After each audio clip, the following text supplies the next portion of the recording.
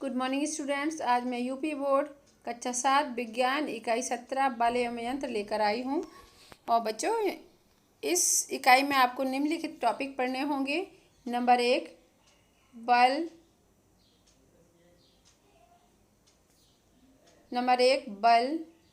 बल के प्रभाव, बल के प्रकार, घर्षण बल का उपयोग एवं हानियाँ, सरल मशीनों के प्रकार एवं उपयोगिता, मशीनों की देखभाल एवं रखरखाव।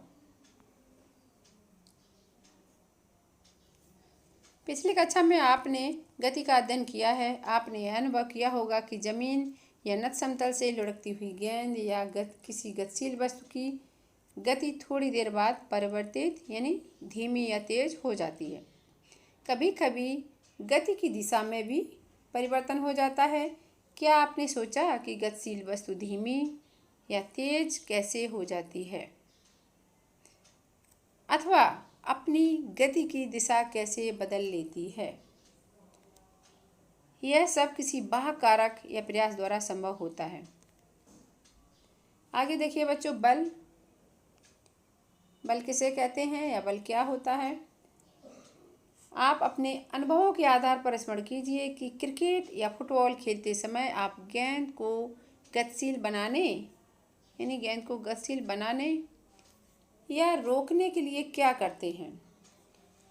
किसी गतिशील गेंद को और अधिक गति देने के लिए क्या करते हैं। आपके पास 3 क्वेश्चन हैं कि सपोज आप याद कीजिए कि आप ऐसा सोचिए कि हम क्रिकेट या फुटबॉल खेल रहे हैं। उस समय आप क्या करते हैं? जब बैटिंग करते हैं, गेंद को फेंकते हैं बैट के द्वारा, तो गेंद गतिशील कैसे हो जाती है, या गतिशील गेंद जो आपने बैट के द्वारा गेंद को फेंका है, उस गतिशील गेंद को जो बॉलर है वो किस प्रकार उसको स्थिर कर लेता है, यानी किस प्रकार उसकी गति को रोकता है। या फिर फुटबॉल खेलते समय आप देखिए, जब फुटबॉल खेलते हैं तो क्या है, पैरों से फुटबॉल पर हिट करते हैं पैर से, तो उसकी दिशा बदल जाती है। ये कैसे संभव हुआ? उक्त सभी स्थितियों में गेंद पर हमें अतिरिक्त प्रयास करना पड़ता है। यह प्रयास धक्का देने, रोकने, खींचने द्वारा किया जाता है। यह प्रयास ही बल है। यानी हम कह सकते हैं परिभाषा के रूप में, बल क्या है? धक्का, खिंचाव ही बल है। यानी बल किसे कहते हैं? धक्का या खिंचाव को ही हम बल कहते हैं। बल लगाने के लिए कम से कम 2 चीज़ों का होना जरूरी होता है। नंबर 1 वह वस्तु जिस पर बल लगाना है, और वह वस्तु जो बल आरोपित करती है। जैसे गेंद, आप जैसे क्रिकेट मैच में देखिए आप, जैसे कि जो बैट्समैन है जो बैटिंग करता है, वो क्या करता है कि बैटिंग करने के लिए क्या ज़रूरी है? एक तो हिट किस पर करता है? बॉल पर। हिट कौन करता है? बैट्समैन। यानी 2 चीज़ों का होना ज़रूरी है ना। अब नीचे दी तालिका में आप पता कीजिए कि किस में आप धक्का दे रहे हो, किस चीज़ को आप खींच रहे हैं। यानी तालिका क्रियाकलाप के माध्यम से देखिए। नीचे दी गई तालिका में कुछ गतिविधियों का वर्णन किया गया है। इन गतिविधियों में लगाए गए बल के प्रकार को पहचान कर इसे धक्का, खिंचाव या दोनों में अंतर कीजिए और तालिका को पूरा कीजिए। नंबर 1, अब बच्चों आप बताइए। नंबर 1, दरवाजे को खोलना या बंद करना में आप क्या करते हैं? आप रोज़ यानी डेली आप दरवाज़ा खोलते भी हैं और बंद भी करते हैं। तो बताइए, दरवाजे को खोलने में क्या करते हैं? दरवाज़ा को खींचना पड़ता है। तो क्या है? खिंचाव वाली साइड में आप यहाँ खिंचाव भरेंगे। बंद करने में क्या करना होता है? धक्का लगाना होता है। झंडे को फहराना, यानी ऐसे समझिए कि जब झंडे में फ्लावर्स बंधे होते हैं और उसमें एक रस्सी बंधी होती है, तो आप क्या करते हैं ताकि वो फ्लावर्स जो है नीचे गिरे, इसके लिए क्या करते हैं? आप रस्सी को खींचते हैं। तो फिर इसमें भी हम खिंचाव की साइड लिखेंगे। कुएं से पानी भरी बाल्टी को खींचना। इसमें आप क्या करते हैं, कुएं से जब पानी से भरी बाल्टी को खींचते हैं तो इसके लिए कौन सा बल लगता है, यानी खींचते हैं आप, खींचने में बल लगाना पड़ता है, तो ये खिंचाव की साइड ही लिखेंगे। अब आगे देखिए, सामान से भरी लदी हुई ट्रॉली को चलाना। अब इसमें आप ज़रा समझिए और विचार कीजिए कि सामान से लदी हुई ट्रॉली को चलाने के लिए हम धक्का देते हैं या फिर खिंचाव करते हैं। धक्का देते हैं या फिर हम उस चीज़ को, ट्रॉली को खींचते हैं। तो चूँकि आगे बढ़ानी है ट्रॉली तो हमें क्या करना होता है, धक्का देते हैं, हम उस ट्रॉली को धक्का देते हैं। तो धक्का की साइड आप इसमें लिखेंगे। अब आगे देखिए बच्चों, यानी उक्त तालिका द्वारा स्पष्ट है कि सभी गतिविधियों को करने के लिए किया गया प्रयास धक्का खिंचाव ही है, जिसे हम बल कहते हैं।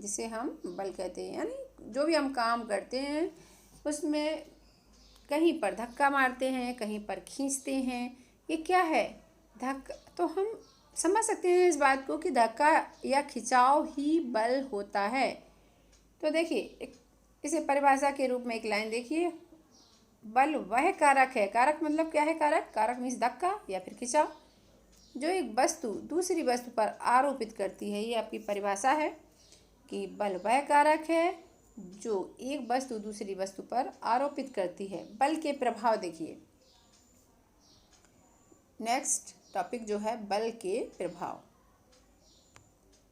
बल के प्रभाव में क्या है, जब आप स्थिर गेंद पर हॉकी या छड़ द्वारा बल लगाते हैं तो क्या होता है, स्थिर गेंद है मतलब मीन्स रुकी हुई गेंद है, तो अगर आप हॉकी द्वारा या छड़ द्वारा उस पर बल लगाएंगे तो क्या होगा, गेंद गतिमान होगी, गतिमान हो जाती है। अब सेकंड पॉइंट में क्या है, गोलकीपर गोल की ओर आती हुई फुटबॉल को किस प्रकार रोकता है।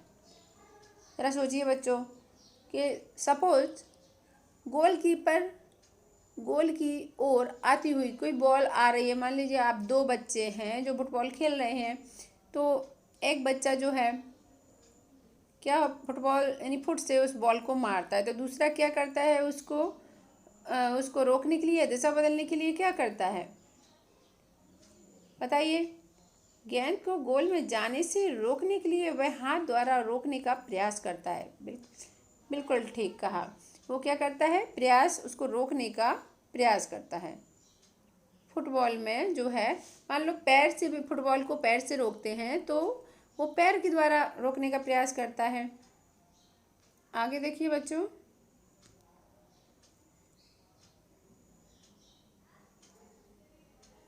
उचित मात्रा में बल लगाने से गति करती हुई गेंद रुक जाती है। बल लगाकर गति करती हुई वस्तु की चाल कम भी कर सकते हैं।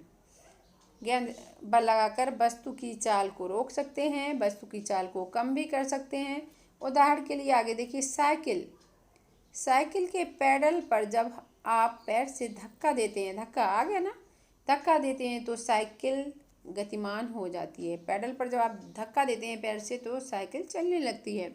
इसी प्रकार आप यह भी देखते हैं कि साइकिल के पैडल को अधिक धक्का देने पर क्या होता है, ठीक है, जब रुकी हुई साइकिल है और आपने चलाना शुरू करना है तो पैडल को धक्का देंगे तो वो चलने लगेगी, लेकिन और अधिक तेज़ भगाने के लिए, अधिक तेज़ चलाने के लिए साइकिल के पैडल को और धक्का देना पड़ता है। तो यानी कि साइकिल की चाल अधिक तथा कम धक्का देने पर चाल कम हो जाती है। यानी अगर आप कम धक्का देंगे तो चाल कम होगी और अगर और ज़्यादा धक्का देंगे तो चाल बढ़ जाएगी। इससे निष्कर्ष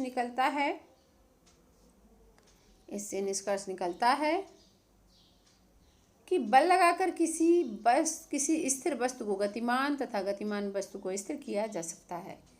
बल लगाकर किसी स्थिर वस्तु को गतिमान और गतिमान वस्तु को स्थिर किया जा सकता है, अथवा किसी गतिमान वस्तु की चाल में परिवर्तन भी किया जा सकता है।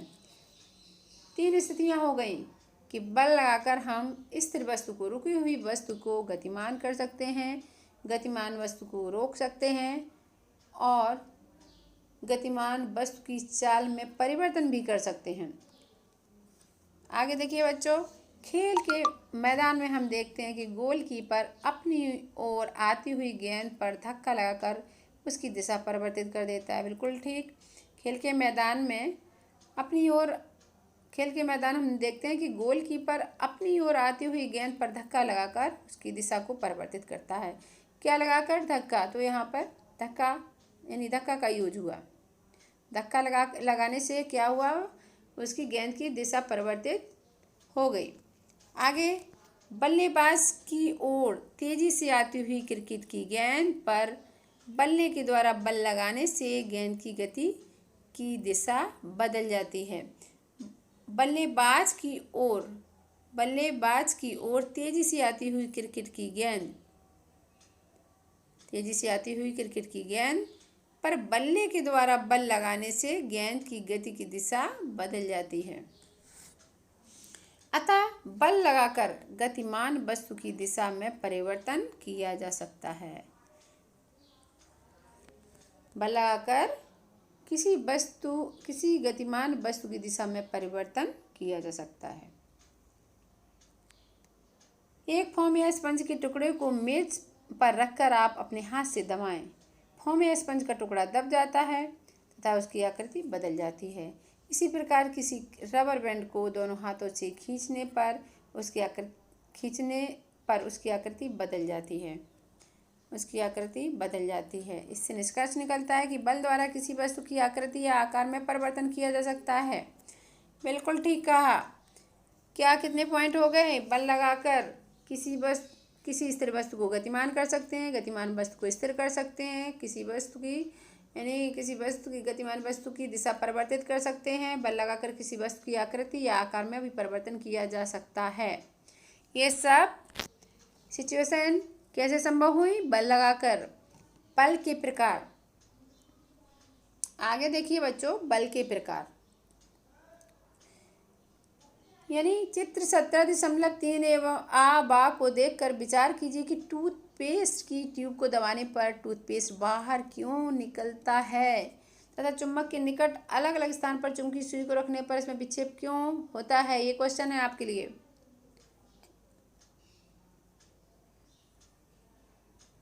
ये देखिए आपका टूथपेस्ट निकालते हुए एक चित्र है। आप विचार कीजिए, क्या आपने उक्त दोनों स्थितियों में आरोपित बलों में अंतर को देखा? टूथपेस्ट की ट्यूब को हाथ से दबाने पर बल लगाने पर टूथपेस्ट बाहर निकलता है। यानी टूथपेस्ट निकालने के लिए हमें हाथ से टूथपेस्ट पर बल लगाना पड़ता है, जिसके कारण पेस्ट जो है बाहर निकलता है। और दूसरा उदाहरण है जबकि चुम्बकीय सुई में विक्षेप चुम्बकीय क्षेत्र द्वारा आरोपित बल के कारण होता है। चुम्बकीय सुई होती है, उसमें जो विक्षेप डिफ्लेक्शन है उसमें चुम्बकीय क्षेत्र द्वारा आरोपित बल के कारण होता है। ठीक है ना? तो टूथपेस्ट निकालने के लिए आपके हाथ और ट्यूब के मध्य सीधे संपर्क द्वारा बल लगता है। टूथपेस्ट निकालने के लिए आपके हाथ और टूथपेस्ट पर सीधे संपर्क द्वारा बल लगता है। जब बल लगाने वाली वस्तु तथा जिस वस्तु पर बल लगाया जा रहा है ये दोनों एक दूसरे के संपर्क में हो तो ऐसा बल संपर्क बल कहलाता है। यानी बल लगाने वाला और जिस वस्तु पर बल लगाया जा रहा है वो दोनों संपर्क में हो तो ऐसा बल संपर्क बल कहलाता है।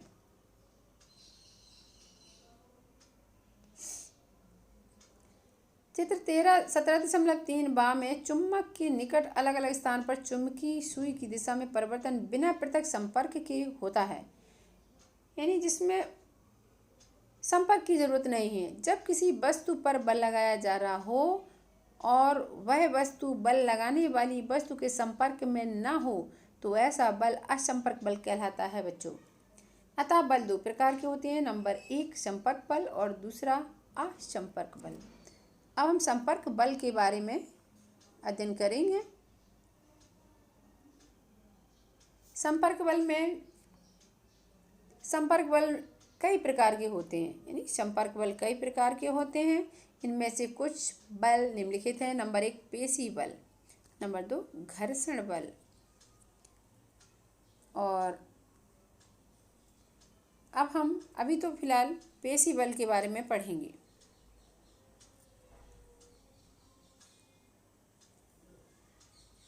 पेशी बल के बारे में पढ़ेंगे। जब हम किसी वस्तु को हाथ से उठाते हैं तो हमारे हाथों की मांसपेशियों में खिंचाव उत्पन्न होता है। खिंचाव, यहाँ बल की बात कही जा रही है। खिंचाव से मतलब बल के बारे में बोला जा रहा है, जैसा आपको परिभाषा में बताया था। यानी हमारे हाथों की मांसपेशियों में खिंचाव उत्पन्न होता है। हाथ की मांसपेशियों पर उत्पन्न खिंचाव द्वारा वस्तु पर बल लगाते हैं। पेशियों द्वारा लगाए गए इस बल को पेशी बल कहते हैं। अर्थात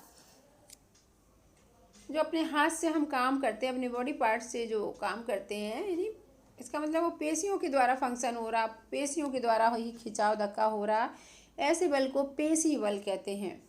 जैसे कि उदाहरण के रूप में बैल द्वारा गाड़ी को खींचना, पानी से भरी बाल्टी उठाना, किसी वस्तु को हथौड़े से पीटना आदि पेशी बल के उदाहरण हैं। घर्षण बल।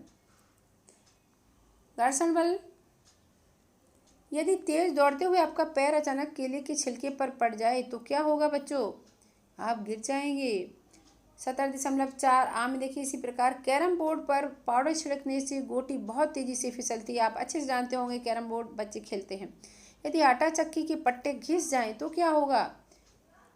चक्की गति नहीं करेगी। क्या आपने सोचा ऐसा क्यों होता है बच्चों? यदि हम पैदल चल रहे हों और अचानक केले का छिलका हमारे पैरों के नीचे आ जाए तो हम गिर जाते हैं, क्योंकि केले के छिलके में चिकनाहट होने के कारण घर्षण बल कम हो जाता है। इसी प्रकार कैरम बोर्ड पर पाउडर छिड़कने से बोर्ड पर घर्षण बल कम हो जाता है, जिसके फलस्वरूप गोटियां तेजी से कैरम बोर्ड पर फिसलती हैं। इसी प्रकार आटा चक्की के पट्टे घिसने पर घर्षण बल कम होने के कारण चक्की गति नहीं करती है। यहाँ पर तीनों स्थितियों में, यानी आप जब केले के छिलके पर आपका पैर रखा, फिसल गए। नंबर दूसरा, कैरम बोर्ड पर कैरम पाउडर डालने पर गोटियों का फिसलना, चक्की के पट्टे घिसने पर चक्की की गति नहीं करना। तो ये क्या है? ये सभी में घर्षण बल की बात कही गई है, यानी सभी में घर्षण बल कम हो रहा है। आगे देखिए बच्चों, यानी पुस्तक मेज पर थोड़ी दूर जाकर रुक जाती है। आप जानते हैं कि किसी गतिशील वस्तु को रोकने के लिए गति के विपरीत दिशा में बल लगाने की ज़रूरत होती है। आप जानते हैं कि गतिशील वस्तु को रोकने के लिए गति के विपरीत दिशा में बल लगाने की ज़रूरत होती है।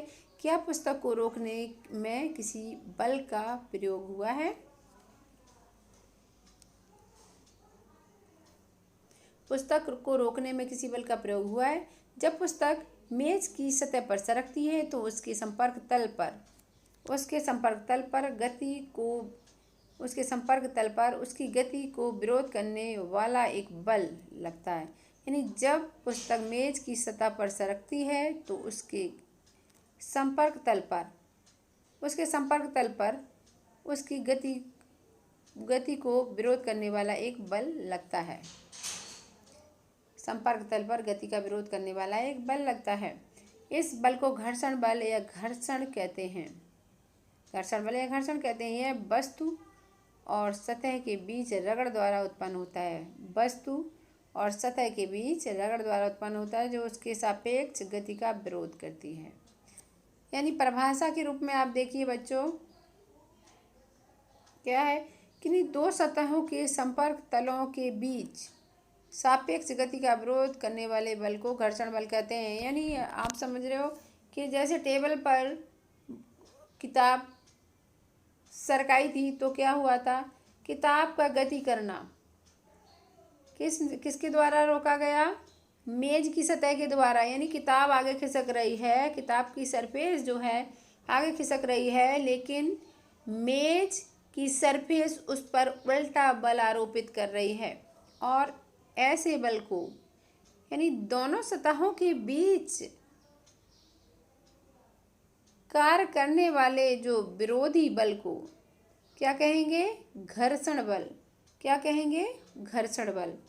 अब देखिए बच्चों, असंपर्क बल। अभी तक आपने जो है ऊपर जो बल पढ़े हैं वो असंपर्क बल थे, जिसमें असंपर्क बल में आपके घर्षण बल भी था और पेशी बल था।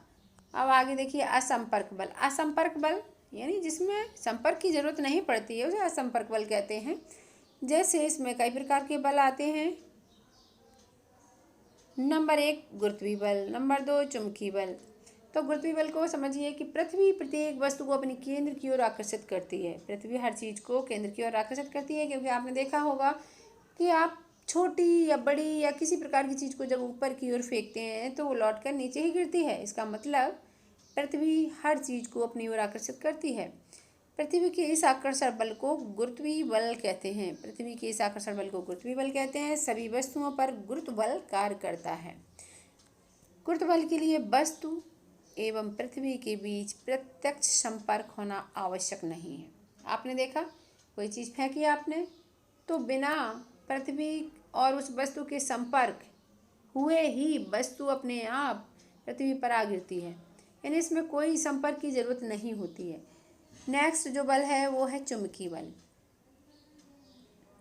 चुंबकीय बल में क्या है?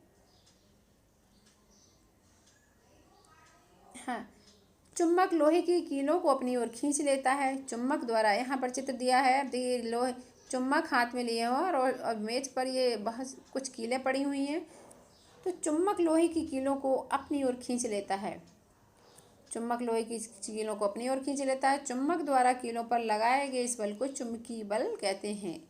किसी चुम्बक द्वारा किसी अन्य चुम्बक तथा चुंबकीय पदार्थों पर लगाया गया बल चुंबकीय बल कहलाता है। यानी किसी चुम्बक द्वारा किसी अन्य चुम्बक तथा चुंबकीय पदार्थों पर लगाया गया बल क्या होता है? चुंबकीय बल।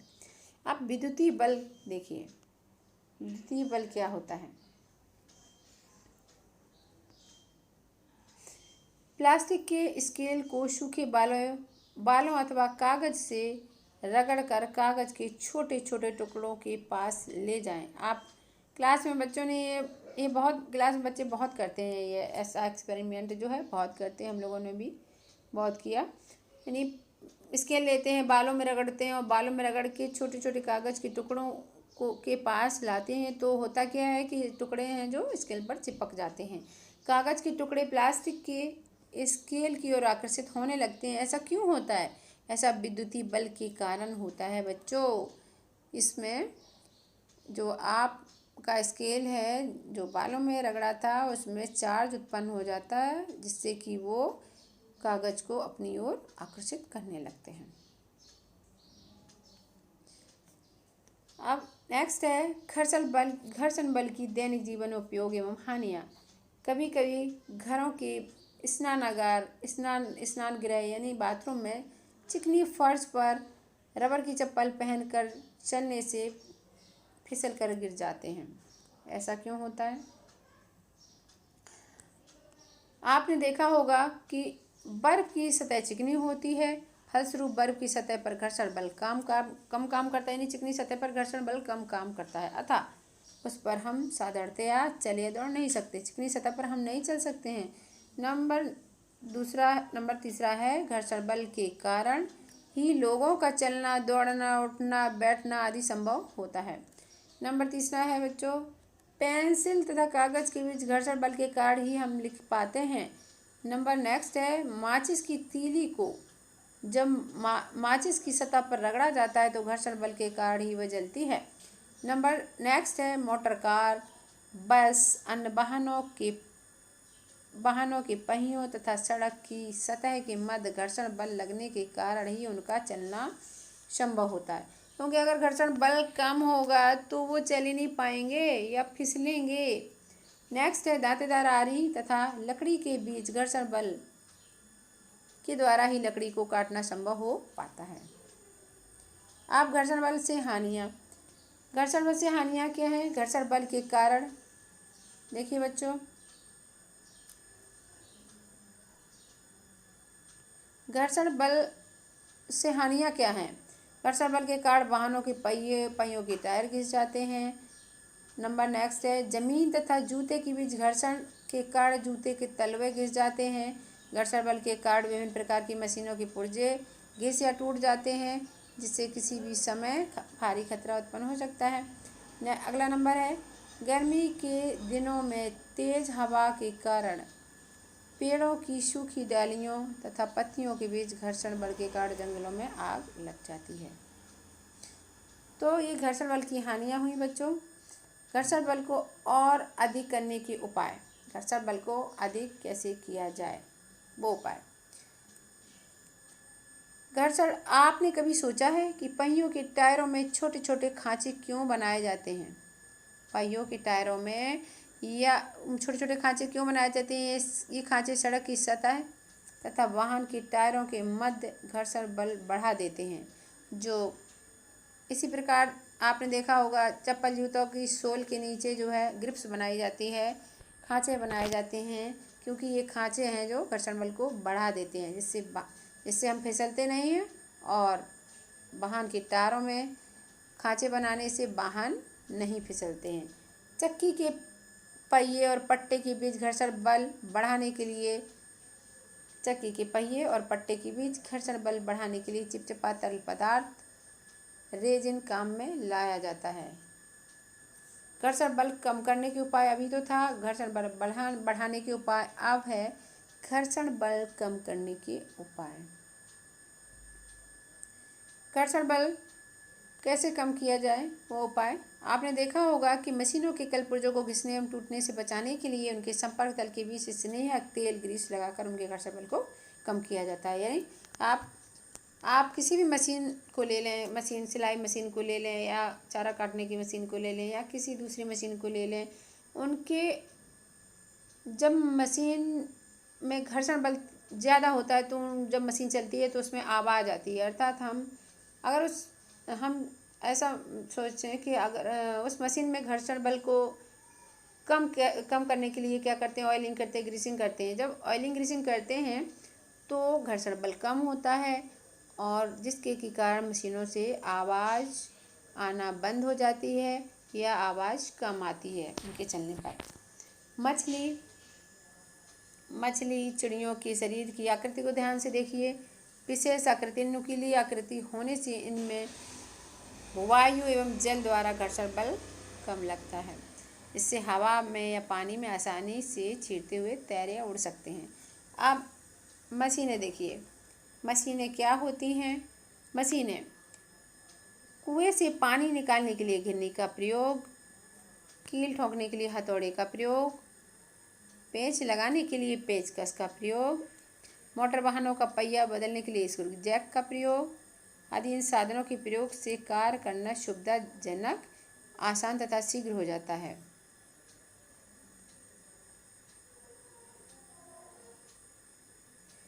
आगे देखिए, मशीन क्या है।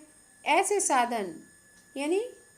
साधन जो कार्य को सरलता, सुविधा, तेजी से करने में सहायक होते हैं, सरल मशीन कहलाती हैं। मशीनों से हम कार्य को सरल तरीके से और सुविधाजनक तरीके से और जल्दी कर सकते हैं। इसीलिए इसकी परिभाषा के रूप में हम ऐसे लिख सकते हैं कि ऐसे साधन जो कार्य को सरलता, सुविधा, तेजी से करने में सहायक होते हैं, सरल मशीन कहलाते हैं।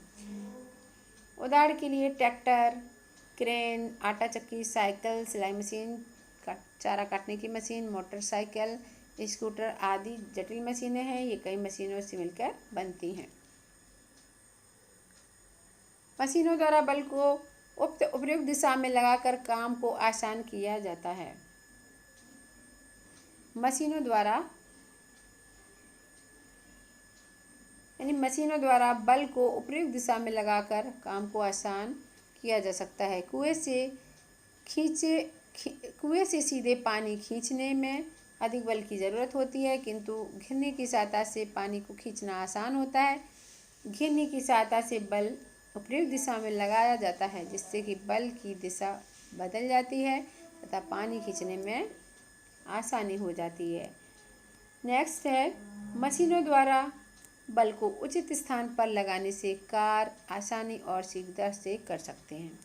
मशीनों द्वारा बल को उचित स्थान पर लगाकर कार्य को आसानी से और जल्दी कर सकते हैं। जैसे चाबी द्वारा बंद ताले के अंदर उचित स्थान पर बल लगाकर उसे आसानी से खोला जा सकता है। चाबी एक कौन सी मशीन है? सरल।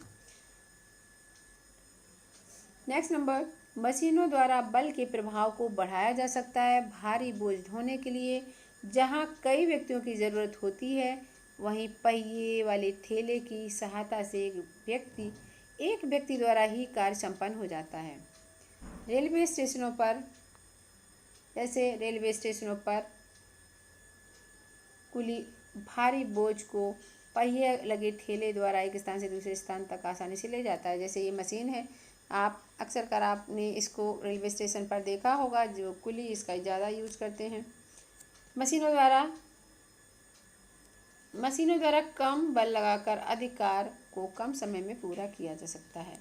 मशीनों के प्रकार, नंबर 1, मशीनें 5 प्रकार की होती है। नंबर 1 उत्तोलक, नंबर 2 पेच, नंबर 3 झुका तल या नत समतल अवनत तल, नंबर 4 है घिरनी, नंबर 5 है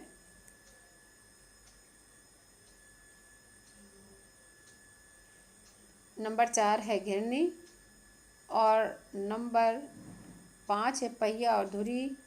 तो आप बारी बारी से एक के बारे में बारी बारी सब देखिए। नंबर 1 उत्तोलक अभी आपको मैंने अब उत्तोलक के बारे में देखिए बच्चों। उत्तोलक एक सीधी या टेढ़ी छड़ होती है जो किसी निश्चित बिंदु के चारों ओर उत्तोलक एक सीधी या टेढ़ी छड़ होती है जो निश्चित बिंदु के चारों ओर घूम सकती है।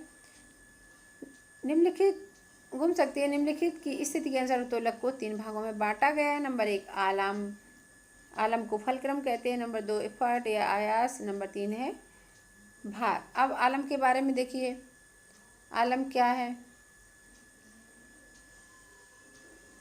आलम जिस निश्चित बिंदु के चारों ओर उत्तोलक की छड़ स्वतंत्रता पूर्वक घूम सकती है उसे आलम कहते हैं। आलम को ए से भी डिनोट किया गया है पहले की वीडियो में।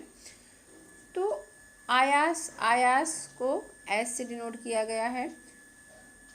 उत्तोलक को उपयोग में लाने के लिए उस पर जो बल लगाया जाता है उसे क्या कहते हैं? आयास। भार, उत्तोलक के द्वारा जो बोझ उठाया जाता है उसे क्या कहते हैं? भार बच्चों। तो आयास, आलम और भार की स्थितियों में उत्तोलक कितने प्रकार के होते हैं? 3 प्रकार के। प्रथम प्रकार के उत्तोलक, जिन उत्तोलकों में आयास यानी बल और भार के मध्य में आलम्ब होता है, बल और भार के मध्य में आलम्ब होता है, उसे क्या कहते हैं? प्रथम प्रकार के उत्तोलक। वे प्रथम प्रकार के उत्तोलक होते हैं जैसे कील निकालने वाली हथौड़ी, प्लायर, शीशा, झूला, कैंची आदि। द्वितीय प्रकार के उत्तोलक, प्रथम प्रकार के उत्तोलक जो हैं ये दिए हैं, उसमें कैंची बोला था ना, कैंची, प्लायर आदि दिया ना, तो आलम्ब ये बीच में है और आयास यानी प्रयास यहाँ किया गया है और आपका भार यहाँ पर होगा, भार। इसी तरह अब देखिए द्वितीय प्रकार के उत्तोलक, जिन उत्तोलकों में भार यानी भार जो है आलम्ब और आयास के मध्य में होता है। भार जैसे कि आप इसमें क्या है, जिन उत्तोलकों में भार आलम्ब तथा आयास के बीच में होता है। ये आपको ट्रॉली दिख रही है, जो ट्रॉली, ये भार वाली ट्रॉली दिख रही है, इसमें देखिए भार बीच में है, ठीक है ना। और आपका आधार यहाँ पर है, ये आधार है, आयास आधार है, ये आलम जिसे कहते हैं, और इफट यहाँ पर लगाया गया। तो ये द्वितीय प्रकार के उत्तोलक हुए। अब आगे देखिए बच्चों, तृतीय प्रकार के उत्तोलक। तृतीय प्रकार के उत्तोलक में क्या है? इस प्रकार के उत्तोलकों में आयास में समझ रहे हैं, एफर्ट भार और आलम के बीच में होते हैं, जैसे चिमटी, चाकू आदि। जैसे आप देखिए ये चित्र देखिए, ये चित्र जो है आपका चिमटी का है ये आपका आलम्ब हो गया और यहाँ पर आपका भार और यहाँ पर प्रयास। अब जो नेक्स्ट मशीन है पेंच। किसी कार्य को सरल एवं सुविधाजनक बनाने में एक पेंच या स्क्रू भी हमारी सहायता करते हैं। जैसे किसी मोटर वाहन की पहिए को निकालने में उसके धुरे खंड को उठाने के लिए स्क्रू जैक का प्रयोग किया जाता है। लकड़ी के दरवाजे, खिड़की, अलमारी बनाने में स्क्रू ड्राइवर की सहायता से पेंच लगाए जाते हैं। स्क्रू वास्तव में झुके तल के समान है। स्क्रू वास्तव में क्या है? झुके तल के समान। अब झुका तल क्या है? एक क्रियाकलाप के माध्यम से देखिए। क्या देखेंगे क्रियाकलाप के माध्यम से? किसी भारी वस्तु जैसे लोहे के बॉक्स आदि को अगर उठाकर हमें क्या करना है? मेज पर रखना है, तो क्या आप ऐसा कर पाएंगे?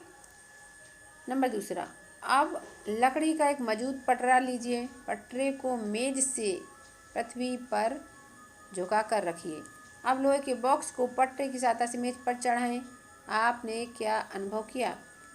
पटरे यानी झुका तल की सहायता से भारी बॉक्स को मेज पर चढ़ाने में आसानी होती है। झुका तल एक सरल मशीन की तरह कार्य करता है।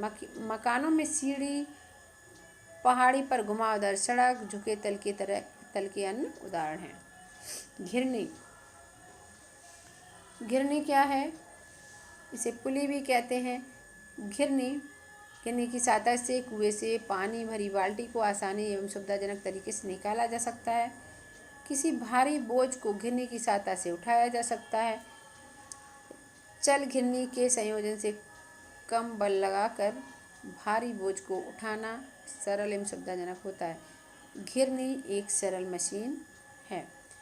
यह चल तथा अचल दोनों तरह से व्यवस्थित होती है। अब आगे देखिए बच्चों, पहिया और धुरी।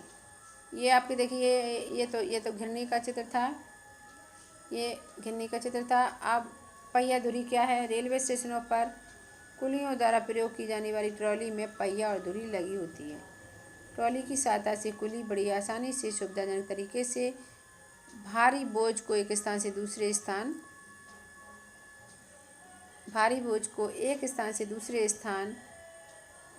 कम बल लगाकर ले जाते हैं।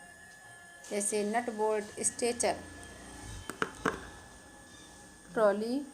ट्रॉली भी पहिया धुरी सिद्धांत पर कार्य करती है।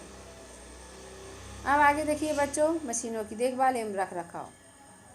मशीनों की देखभाल एवं रखरखाव।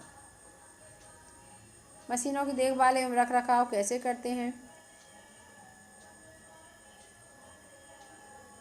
मशीनें स्वतः कार्य नहीं करती हैं।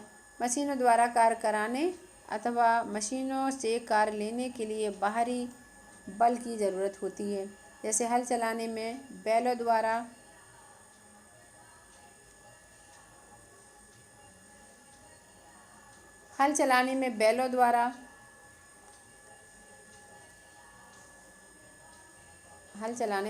द्वारा घिरनी की सहायता से पानी निकालने में किसी व्यक्ति द्वारा बल लगाया जाता है। सरल मशीनों में आयास बल के रूप में होता है। सरल मशीनों में आयास जो होता है बल के रूप में होता है। अधिकांश मशीनें लोहे की बनी होती हैं। घर्षण बल के कारण मशीनों के पुर्जे घिसने लगते हैं। इनको घिसने से बचाने के लिए तेल, स्नेहक या ग्रीस समय समय पर उनमें लगाना चाहिए।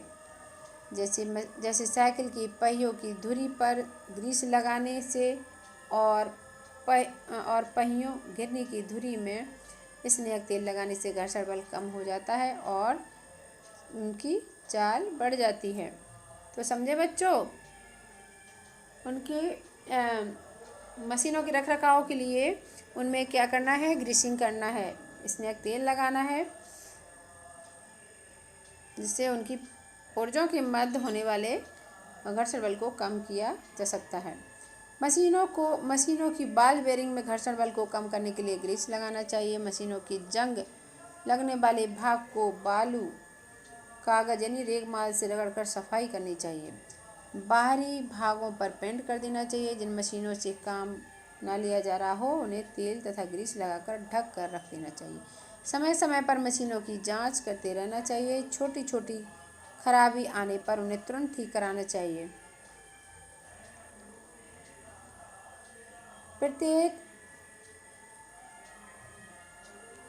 प्रत्येक व्यक्ति मशीन को चलाने में दक्ष नहीं होता है, अतः मशीनों को चलाने तथा उनसे कार्य करने के लिए प्रशिक्षण अवश्य प्राप्त करना चाहिए तथा उनका अभ्यास हमेशा करते रहना चाहिए। मशीनों द्वारा कार्य करने में बहुत सावधानी रखने की आवश्यकता होती है। तो बच्चों, ये लेसन ख़त्म होता है और इसमें अंत में देखते हैं हमने क्या सीखा। इस लेसन के अंतर्गत हमने क्या सीखा। नंबर 1, बल व धक्का एवं खिंचाव है जो एक वस्तु दूसरी वस्तु पर आरोपित करती है। नंबर 2, बल 2 प्रकार के होते हैं। नंबर 1, संपर्क बल, असंपर्क बल। नेक्स्ट नंबर, किन्हीं दो सतह के संपर्क तलों के बीच सापेक्ष गति का विरोध करने वाले बल को घर्षण बल कहते हैं। नंबर नेक्स्ट, ऐसे साधन जो कार्य की सरलता, सुविधा और तेजी से करने में सहायता होती है। ऐसे साधन जो कार्य को सरलता, सुविधा और तेजी से करने में सहायक होते हैं सरल मशीन कहलाते हैं। सरल मशीनें 5 प्रकार की होती हैं। नंबर 1, उत्तोलक। नंबर 2, पेच, झुकातल। नंबर 4, घिरनी। नंबर 5, पहिया। उत्तोलक 3 प्रकार के होते हैं। प्रथम श्रेणी का उत्तोलक, द्वितीय श्रेणी का उत्तोलक और तृतीय श्रेणी का उत्तोलक। तो बच्चों, हमें आशा है कि आपको ये चैप्टर समझ में आया होगा और अगर आपको समझ में आया हो तो हमारे वीडियो को लाइक और सब्सक्राइब ज़रूर करिए ताकि मैं और अच्छे से अच्छी वीडियो आपके लिए बनाती रहूं। तब तक के लिए बाय बच्चों।